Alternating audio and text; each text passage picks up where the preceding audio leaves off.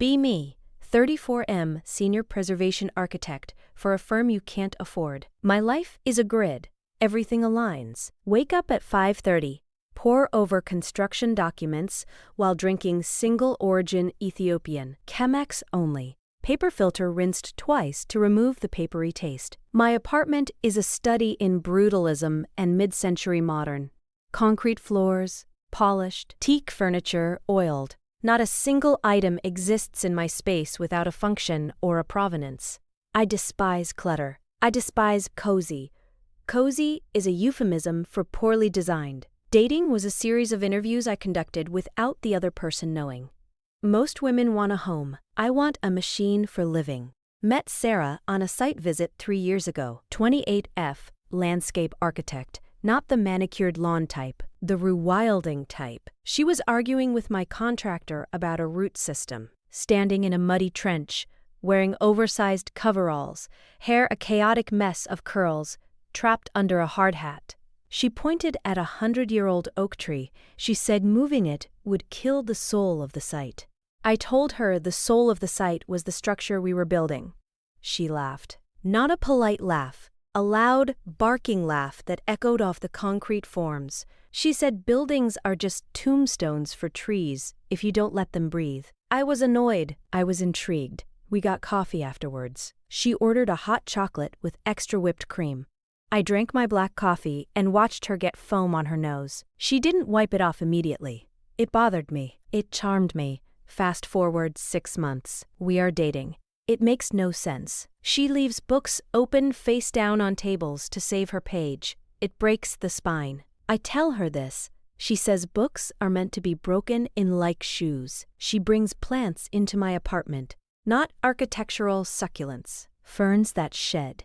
Vines that creep. Potted herbs that smell like dirt and life. I tolerate it. She has a way of looking at me, like I'm a structure she wants to understand, not demolish. She traces the scar on my arm from a site accident. She asks about the load-bearing capacity of my stress tolerance. We move in together after a year. My lease was up. Her lease was up. Logical progression. We find a brownstone. It's a wreck. Water damage, rotting joists, peeling lead paint. To me, it's a canvas. To her, it's a habitat. I draft the plans. I spend nights in CAD, perfecting every elevation. Every outlet placement is calculated. Every light switch is ergonomic. I show her the renderings. Minimalist, clean lines, white oak, matte black fixtures. She looks at them. She says, "Where do we sit?" I point to the built-in bench. She says, "No, where do we wallow?" I explain that wallowing is inefficient. She kisses my cheek and says I'm cute when I'm robotic. We start the renovation. It is hell. It is heaven. We camp in the living room on a mattress, while the bedroom is gutted. Dust is everywhere. I vacuum 3 times a day. She makes shadow puppets on the exposed brick with a flashlight. We eat takeout on the floor. She always misses a spot when she wipes the table. I always wipe it again when she leaves the room. I don't tell her. I just fix it. That's what I do. I fix things. The kitchen becomes the first battleground. I want marble countertops. Cool to the touch, impervious, timeless. She wants butcher block, wood, warm. Says she wants to see the marks of the knives over the years. Says she wants the house to have scars. I give her a lecture on bacterial growth in porous surfaces. I show her case studies of marble durability. I wear her down. We get the marble. It looks perfect.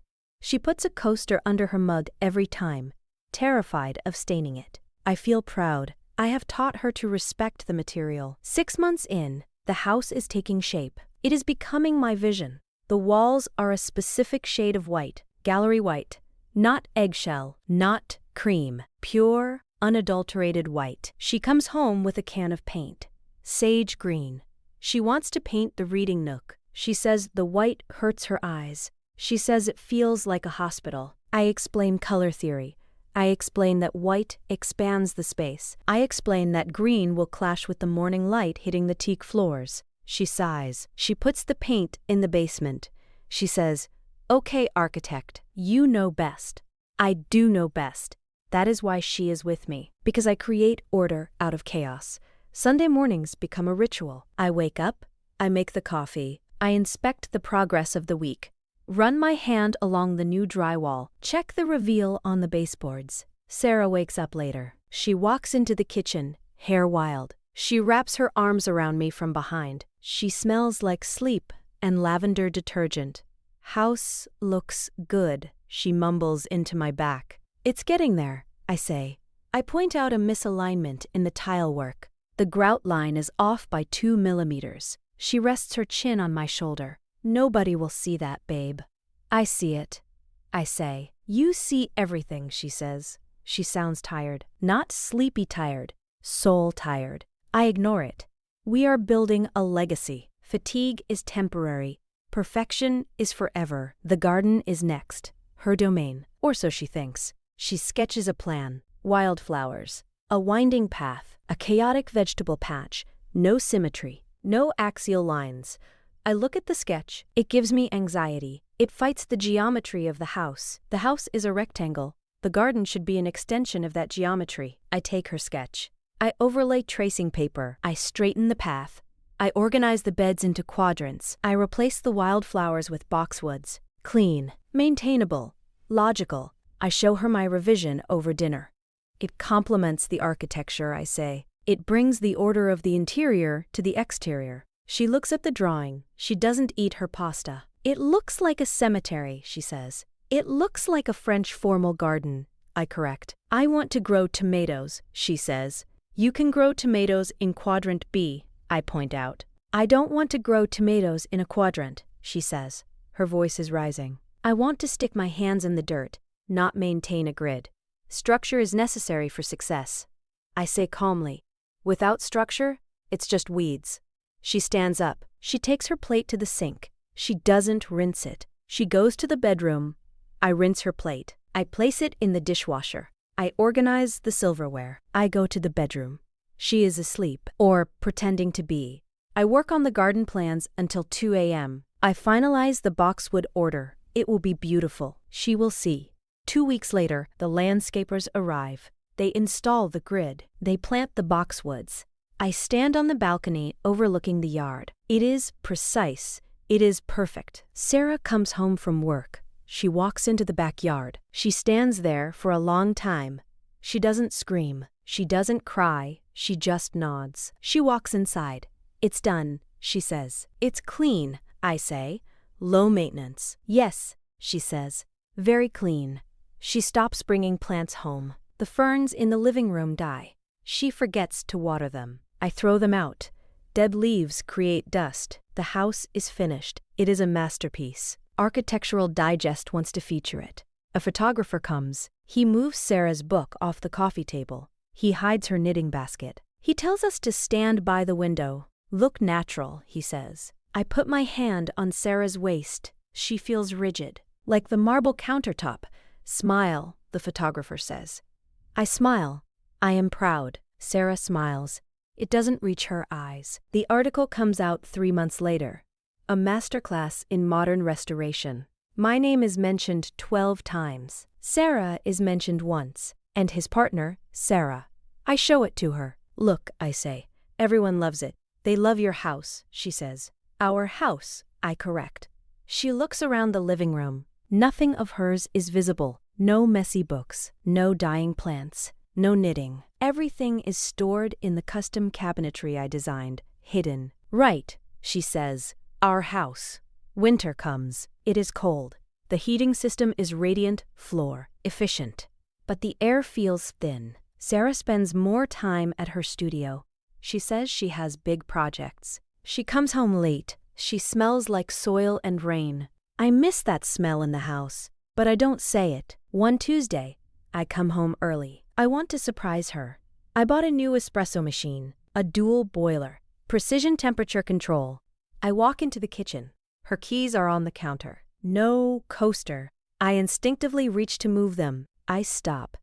There is a note, written on the back of a paint sample. Sage green. I can't breathe here. That's all it says. I go to the bedroom. Her closet is empty. Her drawers are empty. The bathroom is clear of her products. No stray hairs in the sink. No towel on the floor. It is immaculate. It is exactly how I designed it. I call her. Straight to voicemail. I text her. Where are you? Let's talk. I can fix this. No reply. I sit on the edge of the bed. The sheets are Egyptian cotton, crisp, cool, unwrinkled. I walk through the house. Living room. Perfect lighting. Perfect acoustics. Dining room. The table is a slab of walnut I sourced myself. It gleams. Kitchen. The marble is flawless. Not a single stain. Not a single scratch. I look out the window at the garden. The boxwoods are green and geometric. The path is straight. Nothing is out of place. It is the most beautiful house I have ever created. It is a machine for living, but there is no living happening here. I make an espresso, 19 grams in, 38 grams out, 27 seconds extraction. Perfect crema. I sit at the island. I take a sip. It tastes perfect. It tastes like ash. I look at the sage green paint sample on the counter, the only splash of color in the room. I pick it up. I realize I never asked her why she liked this color.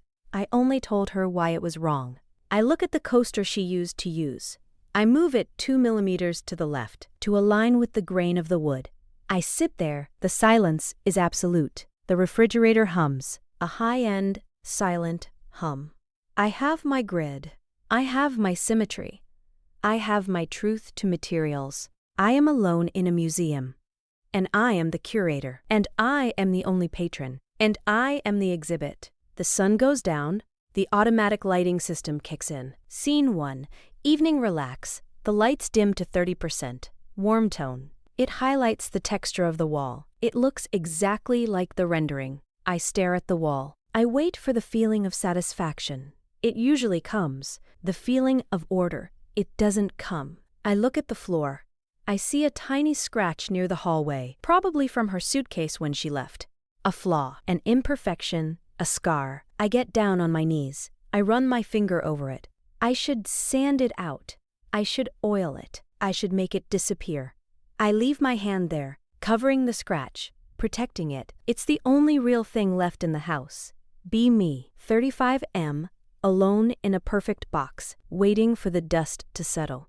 But there is no dust, because the filtration system is top of the line.